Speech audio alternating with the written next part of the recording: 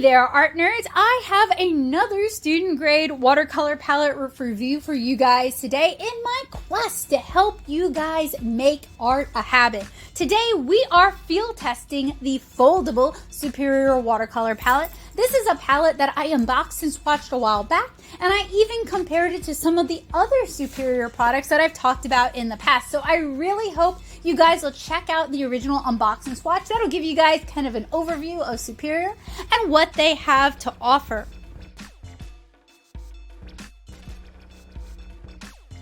This review is my fourth in an ongoing series of Chinese student grade watercolor palettes. The Meiliang palette really kind of rocked my world and opened my eyes to what could be possible for student grade watercolors. And now I'm on a quest. I am on a mission to find great student grade watercolors to review and recommend for those of you who are interested in getting started with watercolor. And I am really excited about this palette. I've been excited about this palette ever since I saw the Frugal Crafter talk about it, and I am so excited to share my field test with you guys today. So grab your paints, grab your brushes, and draw or paint along while I tell you guys about the Foldable Schpirerr watercolor palette.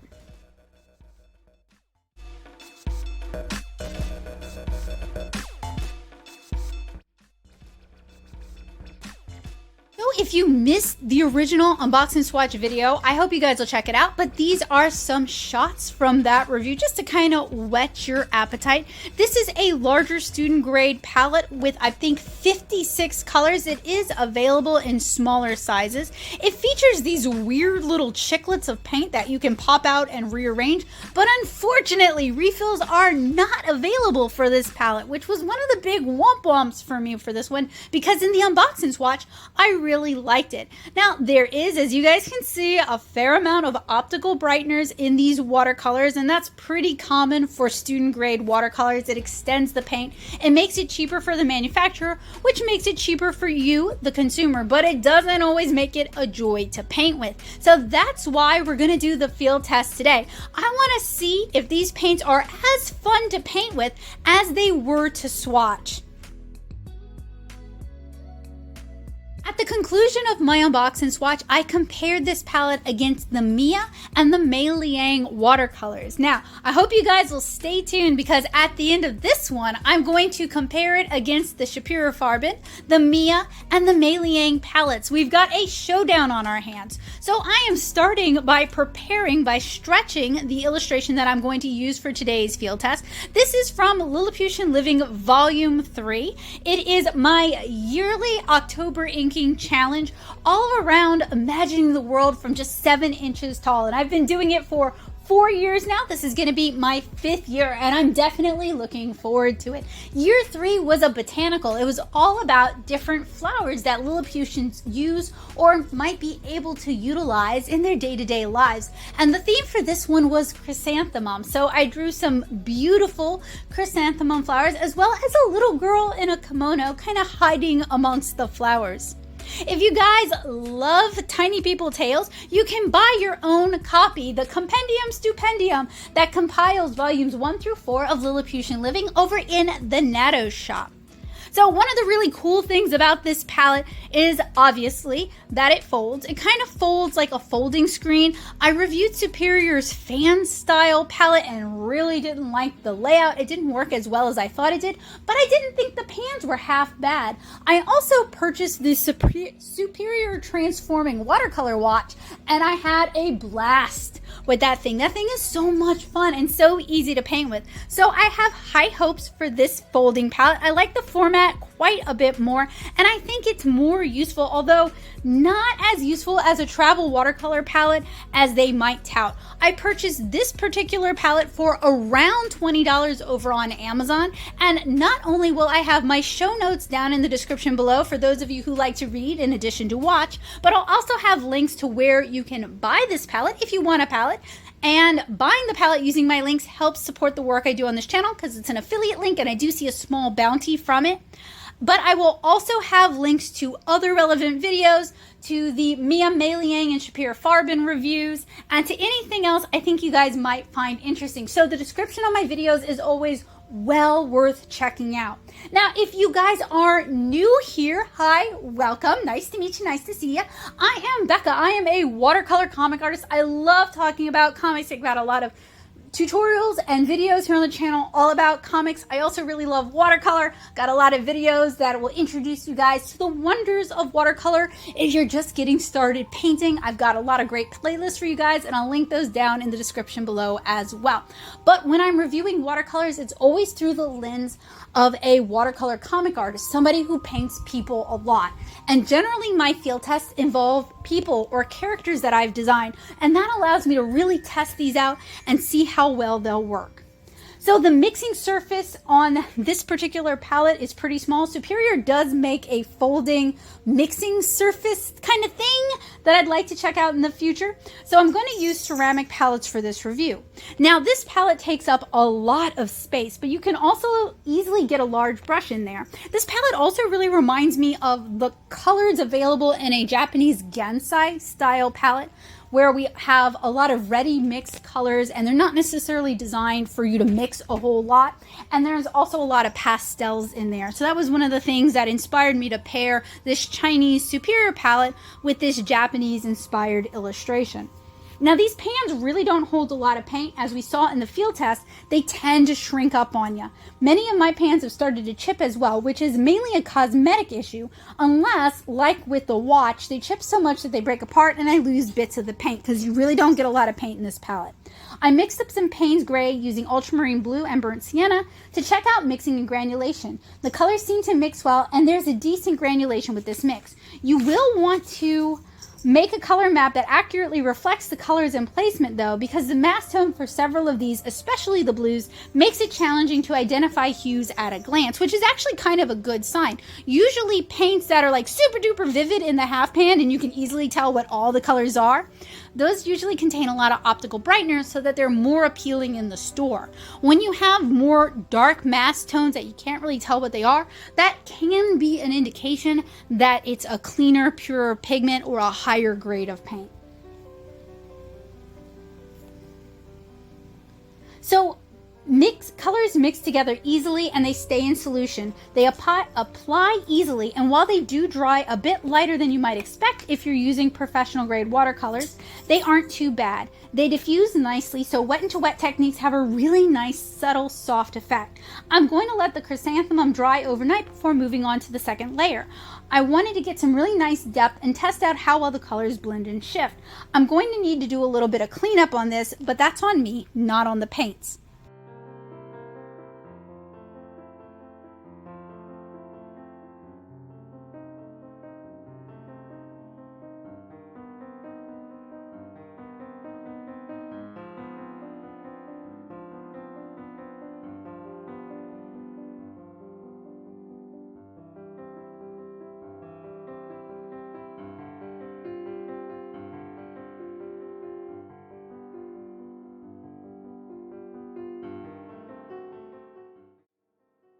So the colors have had a chance to dry overnight. I'm going to start on the second layer with these. I really like how the colors diffused wet into wet on the first layer. The colors reactivate easily from premixed form and they stay fairly consistent. I'm able to glaze color over existing layers without much, if any, reactivation, which is great. It was something I really struggled with when I was reviewing the Mia watercolors. Even really light glazes that are mostly water don't seem to disturb prior layers if they're allowed to fully dry.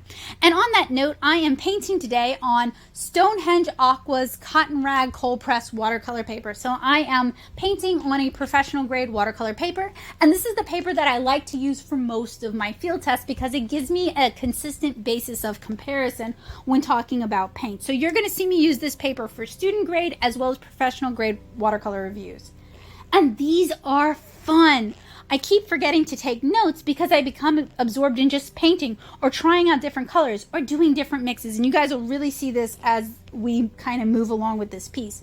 I'm playing around later on. I'm going to play around with the pastels to see how well they layer and mix and whether they become super chalky or prone to lifting. I'm also going to try to use as many colors as possible, and while there are some pre-mixed skin tones in this, I'm going to avoid those and mix my own, because that's just generally how I mix skin tones, and I generally find these kind of pastel-y pre-mixed skin tones to look a little bit plastic in my opinion. There's some artists who can use them to beautiful effect, but they just don't work with my art style. So generally, I like to mix my own skin tones. So I was really able to go ham with the wet into wet soft diffused blends. These handled really well. I would say probably very similar to the Meiliang watercolors, which I really like. Those are also a student grade watercolor. They're made by Paul Rubens, but these handled really well. Schpirerr always makes these really fun things. Even when I don't jive, even when I don't really mesh well with the product, like that weird folding fan just didn't really work for me. I like their paints, and I'm always excited to see what they're gonna come out with. I'm always into gimmicks and innovation, and that's something the American art supply market just doesn't really do, but the Chinese market seems to be doing a lot of. They've been coming up with so many fun things, and I've been having a lot of fun ordering art supplies from AliExpress and just reviewing them for you guys, because I found some really cool stuff.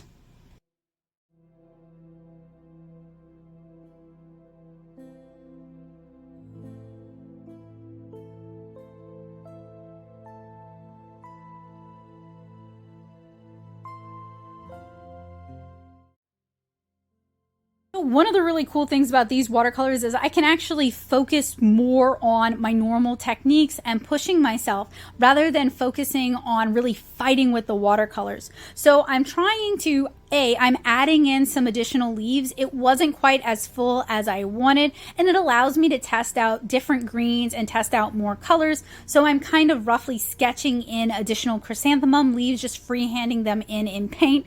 And that used to be something that I would botch every time if I tried it, but I've gotten a lot better at it. Doing surface designs on clothing has really helped me improve my freehanding ability.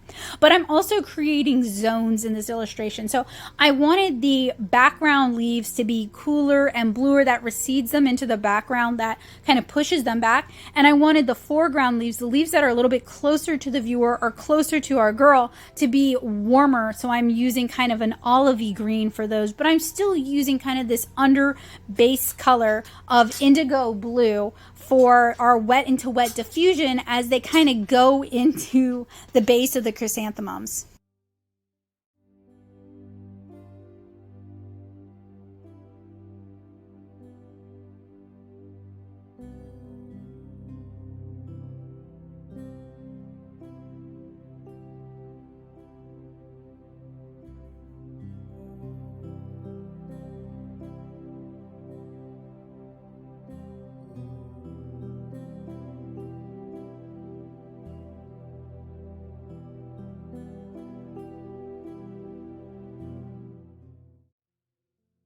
I mentioned earlier that I want to review as many colors as I possibly can while still making a coherent piece of art that I like. The original Unbox and Swatch is a chance to swatch all the colors, whereas the Fieldtest is a chance to really put them through their paces, test them out with an illustration like I would just normally paint, and see how far I can push them and how good they are. And I really enjoyed these paints. I wish that Schpirerr offered refills or replacements. I did check. I checked on Amazon. I checked on AliExpress. They don't even sell the paint chiclets that I could glue into those little white half pans. Now, technically, I can refill them with regular watercolors and just kind of top off the top. So you could get a little extra life out of this palette, but Schpirerr makes a lot of palettes that utilize chiclets this size, and there's a lot of people, the reviews for this weird folding palette are really good. People really like this palette.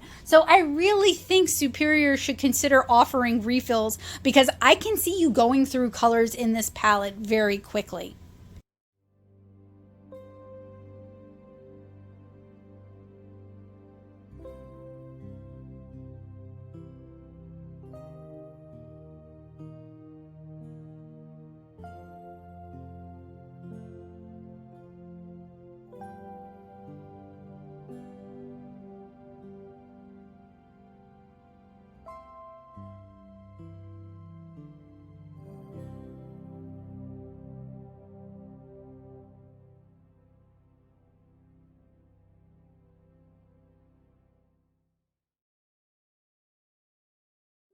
Now these foldable palettes, just like the fan style palettes they offer, are available in different sizes. You can get different numbers of colors.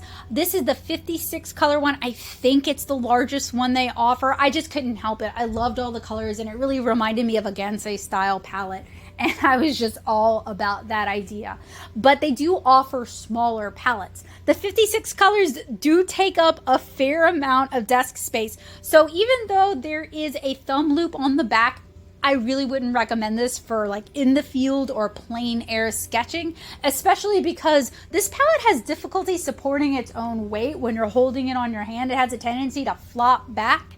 But this can be a great palette for someone who generally has limited dedicated art space and needs a palette that can, you have a lot of colors, you have really large, when I say really large, really wide pans. They're not deep at all, but you have really wide pans so you can get a bigger brush in there.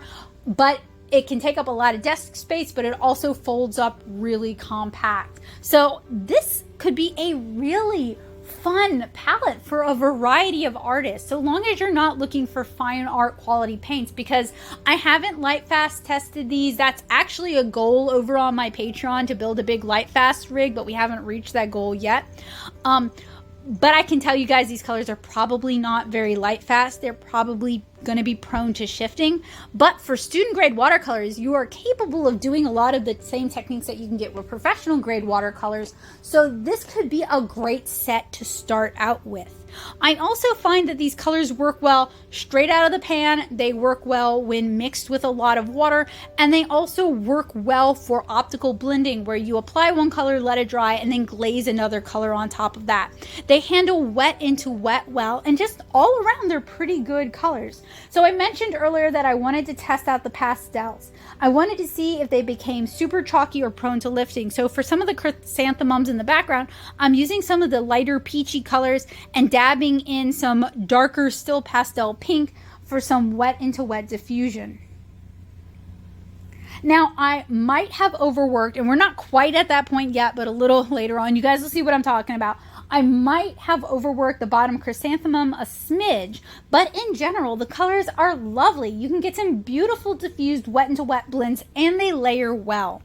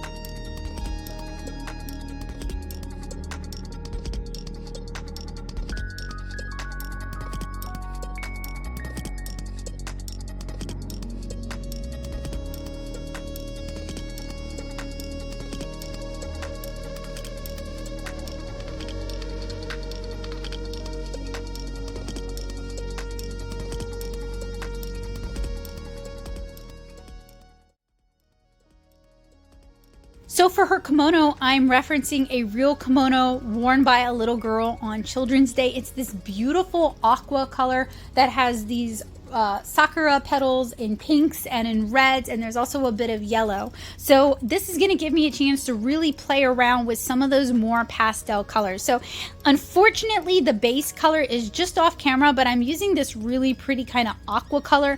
And sometimes with these sort of pastel colors, when you water them down a lot to get like your lightest tones for it, they kind of fall apart. This doesn't, the Schpirerr doesn't do that. You can actually water down the pastels without too much ill effect. And while there are obviously some optical brighteners in this to extend the paints to make them cheaper, it's not overly noticeable. It's not a huge detractant. It's not nearly as bad as, say, Cotman or the Sennelier La Petite Aquarelle or the Mia watercolors that I reviewed not too long ago. For me, it didn't become overly distracting or overly noticeable, even with the pastel colors, which is frankly quite impressive.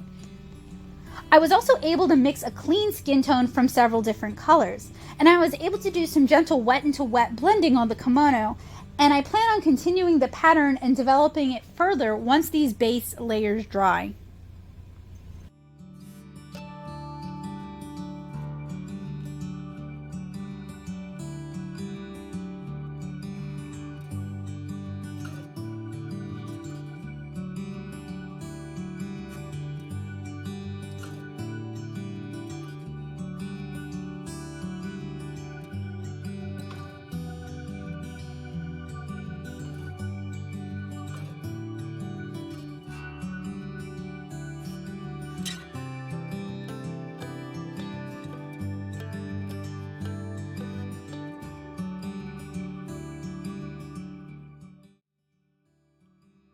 So before this, it was really clear weather. The humidity wasn't too high and I had my whole house dehumidifier running.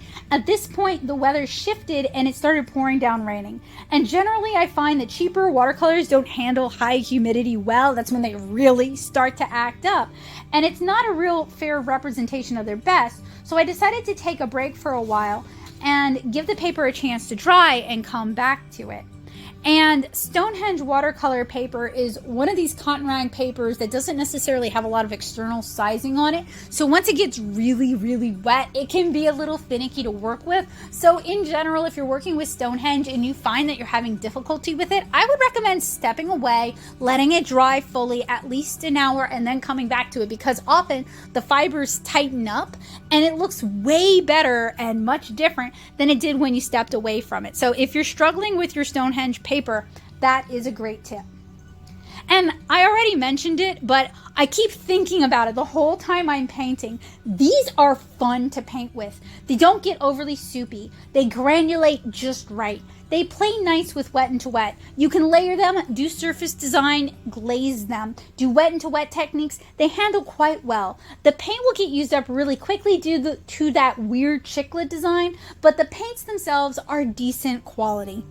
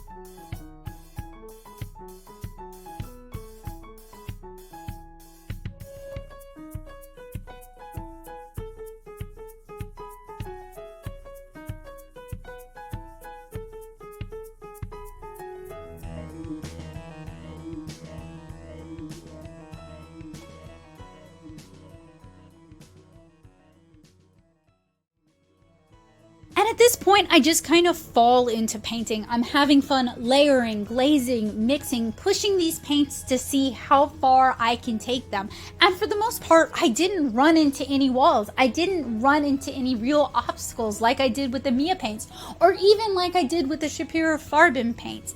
I'm not gonna go out of my way and say, these are the most amazing paints ever. I mean, they're definitely student grade paints, but they're really good student grade paints.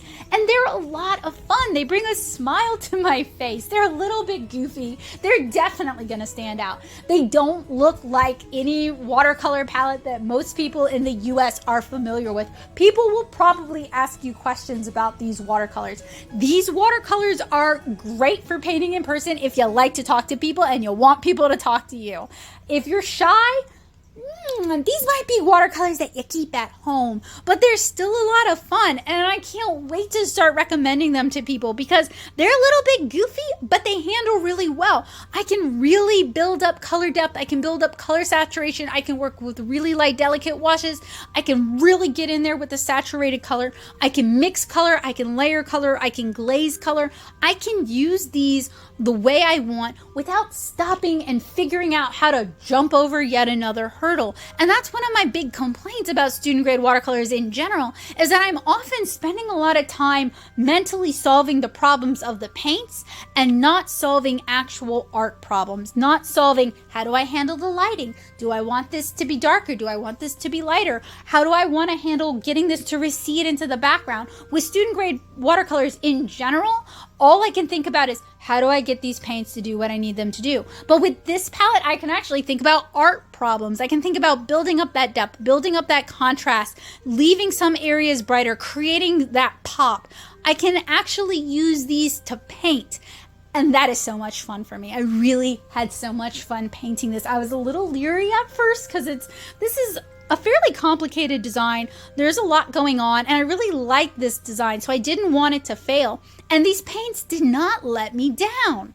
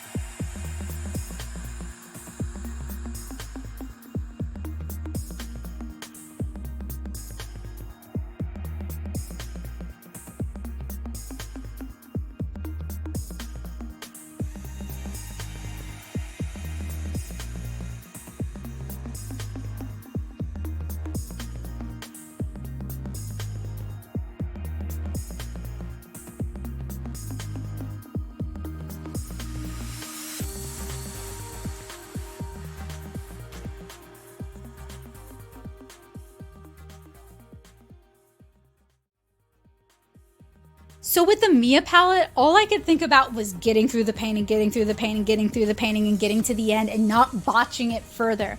With the Schpirerr Farben palette, I spent a lot of time thinking about the Mia palette and like being a little traumatized by the Mia palette and just being grateful that the Schpirerr Farben palette was better than the Mia palette. And with the Meiliang palette, which is the palette that kind of started all this, I kept thinking about how similar they are to their big brother, the professional grade Paul Rubens, and how great it is to have a student grade that's actually worth recommending.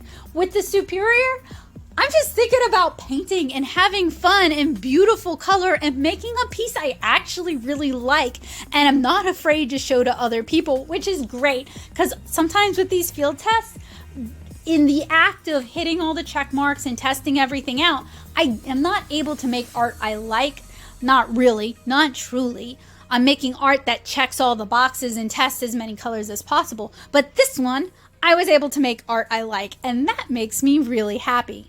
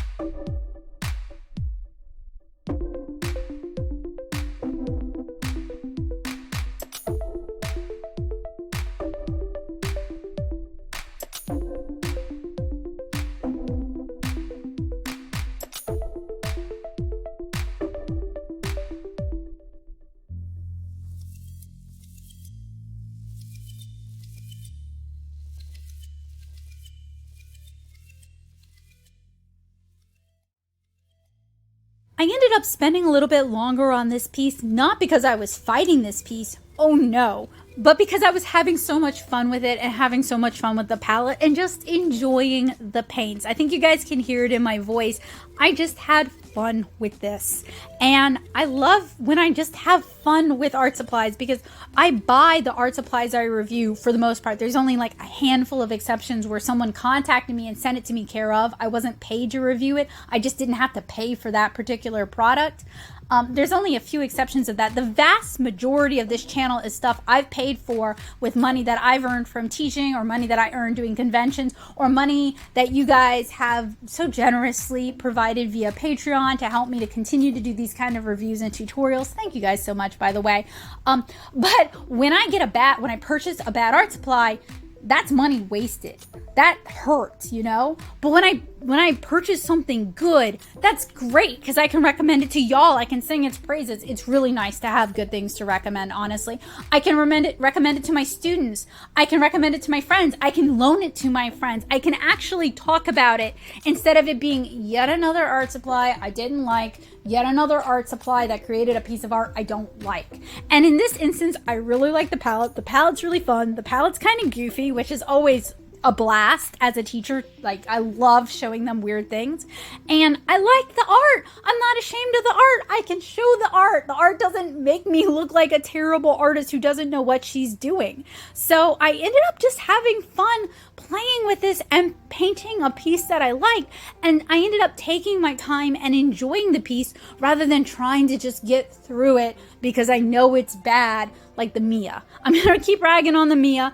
But of the 4 student grade Chinese watercolors, or from China watercolors that I've reviewed so far, the Mia's the worst. I had the worst time with the Mia. So it's kind of like my bottom, not my bottom, like I think I might just like Cotman more, because Cotman's really expensive in the US for a student grade watercolor, but the Mia is not too far off, especially because this palette was like $25. The Schpirerr Farben palette was like $30.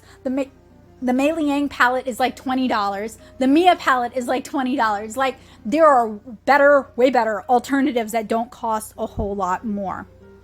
So for this illustration, there is a white in this illustration, or in this palette. Generally, I don't use the included white. It's not really opaque enough for me to pull the kind of highlights that I want to pull. So I'm just using my standard white gouache that I normally use.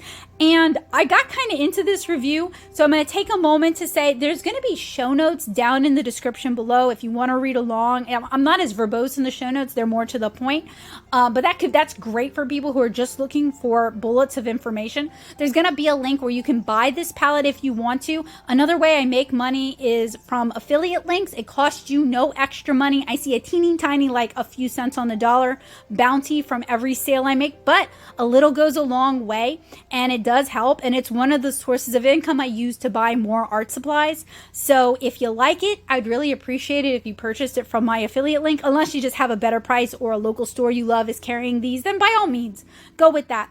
But if you got no better options, I'd love it if you use the link that I provide. I'm also going to link some great watercolor resources. I do a lot of watercolor tutorials, from the very basics, introduction to watercolor, to more advanced techniques. I'll link those for you guys if you guys are interested in learning more about watercolor. I'd love it if you guys checked it out. And generally, under better circumstances, because I am recording this post Ida, the home I'm staying in is using a generator for power right now, and I don't have electricity. But in better circumstances, I do weekly watercolor live streams where I hang out with you guys. I talk about art supplies, I talk about watercolor, I demonstrate different techniques. Sometimes I show you guys how to paint a specific thing. It kind of varies, and I'd love to hang out with you guys when things are better. So you will be able to find more information about stuff like that. I try to share it on my Patreon. I always share it on my Twitter, twitter.com/nattasoup, and I always share it on the community page. If you guys are interested in checking out more of my art, I really wish you would. It'd mean the world to me. Please consider following me over on Instagram at instagram.com/nattasoup. You'll find a link to that in the description below, as well as links to everything else. You can check out my art portfolio over on Artstation at nattasoup.artstation.com. And of course, I would love it if you read my watercolor webcomic, because Kara, 7-inch Kara, is the work that inspired me to start reviewing watercolors, because I wanted to find watercolor options that were economical, affordable, accessible, professional grade, and we're up to painting watercolor comics, because watercolor comics has different needs than fine art watercolor or plein air watercolor or gouache or watercolor studies. And I wanted to be able to share what I found with you guys, because I have lots of friends who love watercolor and are always looking for a great watercolor recommendation. So Schpirerr has impressed me several times over the years. Even my least favorite product, the Watercolor Fan, has good paints. The execution was just a miss for me. I love the watercolor watch and think it's genuinely helpful and fun. And this weird folding palette is this weird folding palette is at least fun. There we go. And contains quality watercolor, even if it's kind of like a placemat. So I want to compare this palette against the other palettes that I have recently reviewed, but we're going to talk about the pros and cons of this palette first. This palette is so much fun. It's great for students who have limited space for storage, but can make space for painting. It folds down really compact. The colors themselves aren't bad at all, and the optical brighteners are minimal. I didn't even have to re-ink this piece. The colors handle quite well and are up to most watercolor techniques. I haven't tried them all, but they didn't throw any issues. Colors dry fairly bright, saturated, and brilliant. The pans are nice and wide, easy to get a brush in without damaging surrounding paints. There is a wide color selection to choose from. So what are the cons? The paints seem to get used up fast and shrink when you add water and crack over time, so this is a somewhat delicate palette. Schpirerr doesn't seem to sell refills for this palette, so when you use up your favorite colors, it's going to become increasingly hard to use this set. While you could pour and smooth your favorite watercolor into this set, I'm not sure how well that would work or how well they'd stay in, especially since this set would see a lot of wear and tear from folding and travel. This set takes up a lot of space when unfolded, and it's not really great for travel per se. There's very little mixing space on this palette. The palette cannot support its own weight, so be careful when moving it while still open. The palette should not be closed until the pans have had a chance to fully dry, otherwise they'll leak and damage surrounding paints or stick to surrounding paints. And there is not a lot of room for color mixing, so I recommend providing your own mixing palette.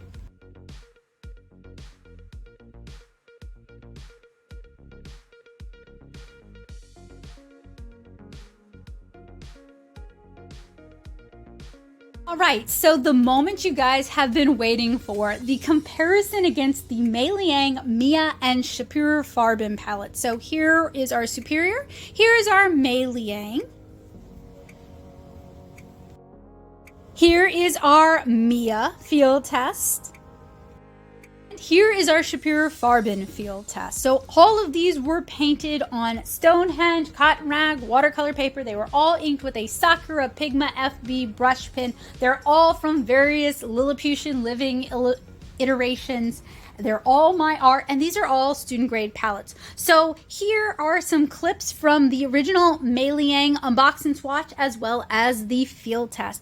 I really like this palette. This is the palette that kind of started it all. The half pans are kind of small, and this palette is manufactured by the same company that makes Paul Rubens watercolors. So I can see a very natural transition from the Meiliang palette to Paul Rubens watercolors. You also have a lot of the same colors. So once you kind of become attached to certain colors with Meiliang, you should be able to get them with Paul Rubens. These layer beautifully. You're able to do beautiful wet into wet techniques. They're just very easy to use, and it's a fun palette. It's not an expensive palette, and it comes in, I think, a few colors, but the mint tin is, in my opinion, the cutest. Now, the plastic tray that holds the extruded half pans is kind of cheap and kind of flimsy, so it's not quite all that nice, but you could put in full-size half pans once you finished using up these paints. All in all, this is a palette that I would recommend for somebody who's interested in getting started in watercolor, has limited space, and wants a lot of great pre-mixed colors to choose from. Not a bad palette at all, and it's about $20 on Amazon.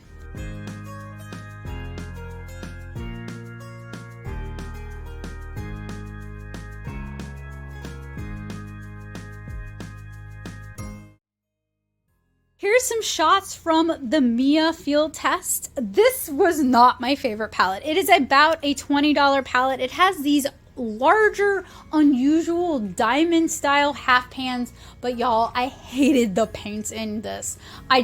Of the four we're going to talk about, these were the worst. I feel like they handled the worst. I fought with them. I could not get them to behave like watercolors, or at least like the kind of watercolors that I enjoy using.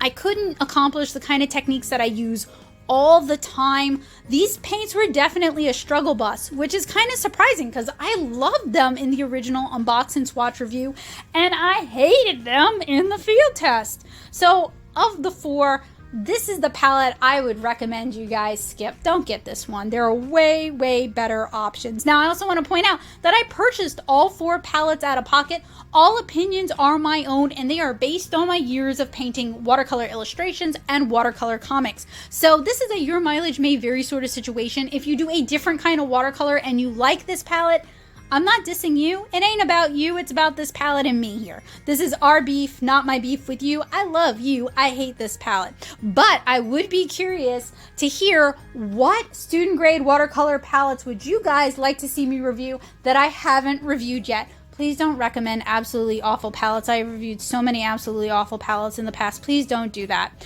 So in better times, when I'm not hunkering down after Hurricane Ida and the post office is open again, I'm gonna get a P.O. box, and if you guys want to send me watercolors to review, I sure would love that. Here's some clips from the Schpirerr Farben field test.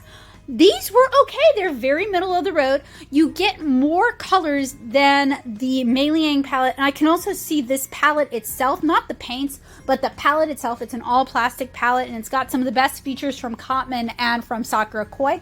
I can see this palette growing with you as you grow as an artist. Now, the half pans themselves are smaller than your standard side half pan, so you can't just put your favorite half pans in here. You're gonna have to like pry the paint out and jam it into these specific half pans, or in my recommendation, just pour 2 watercolors into it and let it dry.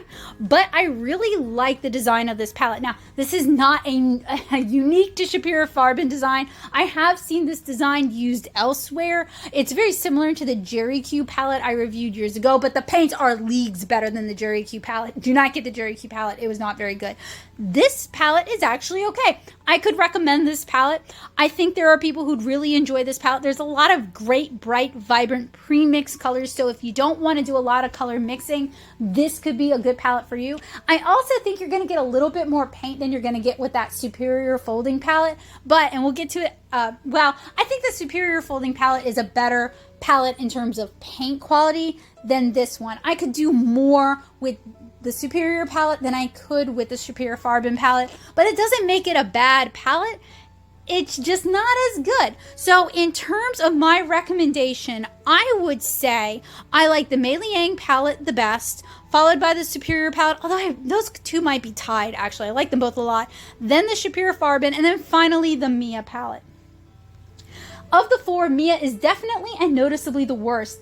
Next to the Schpirerr Farben, and the Schpirerr Meiliang might even be tied, although I feel like the Meiliang might be a smidge cleaner in terms of color quality.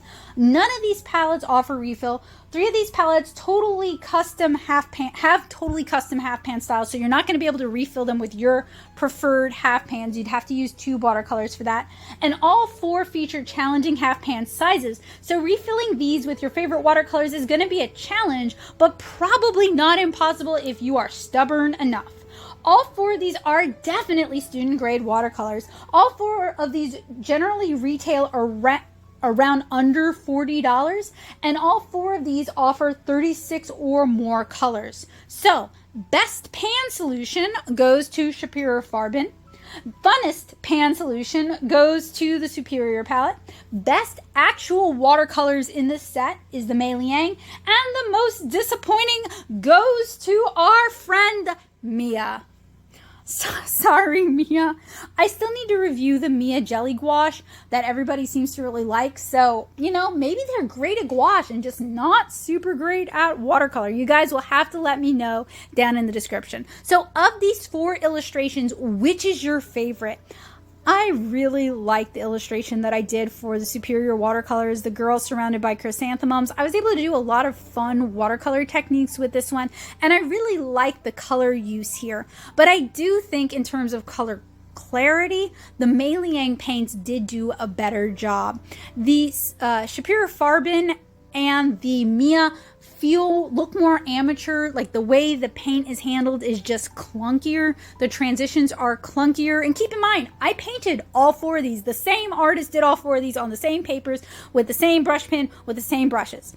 So to me, that says the paints themselves are clunkier. They're not as capable of nuance or very subtle details as the Schpirerr palette and the Meiliang palettes.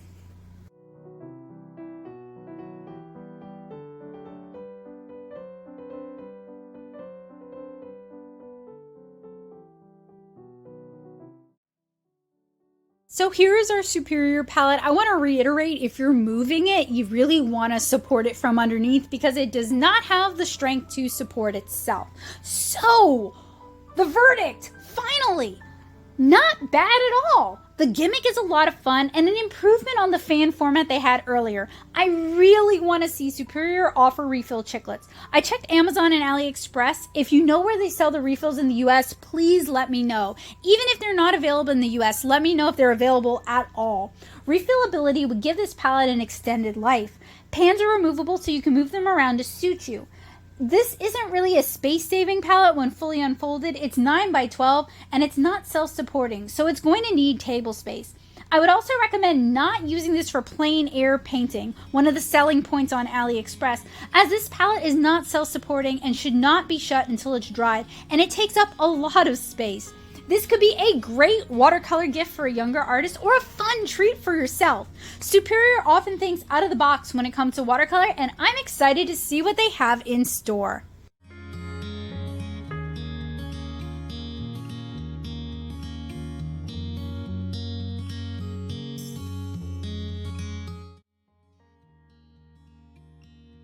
I know I'm repeating myself, but I had so much fun with this palette. This palette is really a blast. And if you enjoy watercolor, even if you're used to professional grade watercolors, you guys might really enjoy this palette because I was so pleasantly surprised. The format is a gimmick, and there are definitely people who are not really gonna find this format works for them, and I get that. But if this format doesn't bother you, or if you're intrigued by it like I am, I think it's well worth checking out, and I hope you'll take the time to check it out.